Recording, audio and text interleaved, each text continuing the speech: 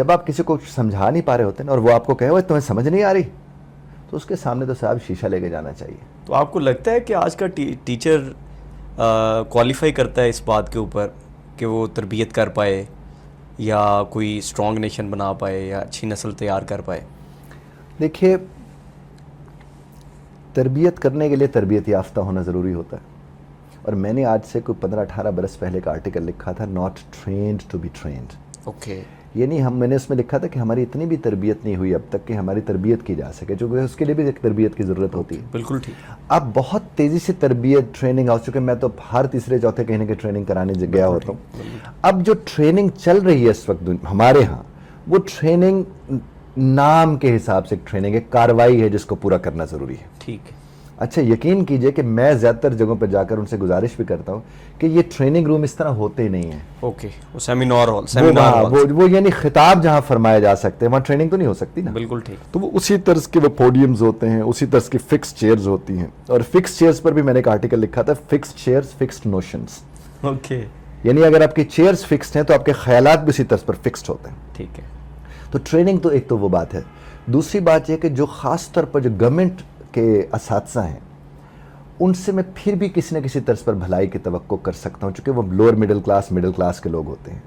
ان کے ہاں character building کے اوپر پھر بھی کہیں نہ کہ روک ٹوک چل رہی ہوتی ہے. تو ان سے یہ والی تربیت کی تو آپ تھوڑا بہت توقع کر سکتے ہیں.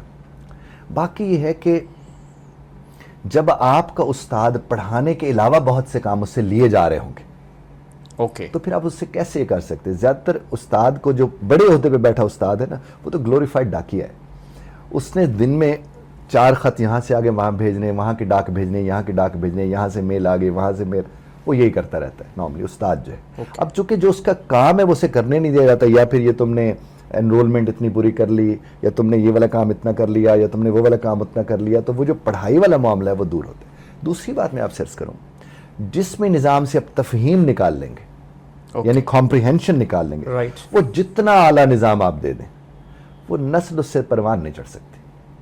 تفہیم بہت ضروری ہے صاحب. اور تفہیم کیا ہے کہ کسی کی کہی ہوئی بات کو آپ اپنے لفظوں میں کہہ سکتے ہیں تو اس کی تفہیم ہے آپ کو.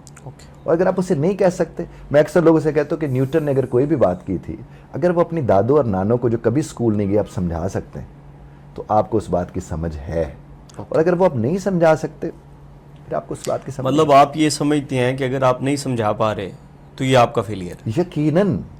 میں تو بلکہ یہاں تک کہتا ہوں کہ جب ایک استاد, برصد معذرت, میں چونکہ اساتذہ سے مخاطب ہو کے کہہ رہا ہوتا ہوں جب ان کے سامنے ڈائریکٹ ہوتا ہوں, اب یہاں تو ہو سکتا ہے کچھ سن کے پتہ نہیں کیا اس پہ رائے قائم کریں.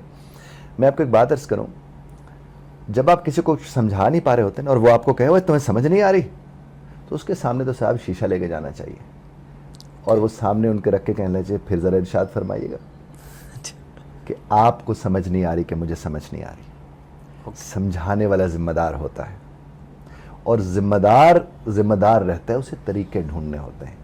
اب میں کسی کو پڑھا رہا ہوں, سمجھا رہا ہوں, میں نے 10 طریقے آزما لیے, اور اگر 10 کے 10 طریقے فیل ہو تو میرے طریقے فیل ہو, اس کی سمجھ فیل نہیں ہوئی. بالکل ٹھیک. بالکل. تو مجھے 11واں ڈھونڈنا ہے صاحب, استاد کا کام ہی یہی ہے. بالکل ٹھیک. مجھے 12واں ڈھونڈنا ہے, مجھے طریقے ڈھونڈتے رہنا اور اس عمل کا حصہ بنے رہنا ہے. میرے رب کائنات کے سامنے تو وہ بات جاری ہے نا کہ دیکھیں صاحب یہ تو اپنے حصے کی کوشش کر رہے ہیں, اور ہمیں اپنے حصے کی کوشش کرتے رہنا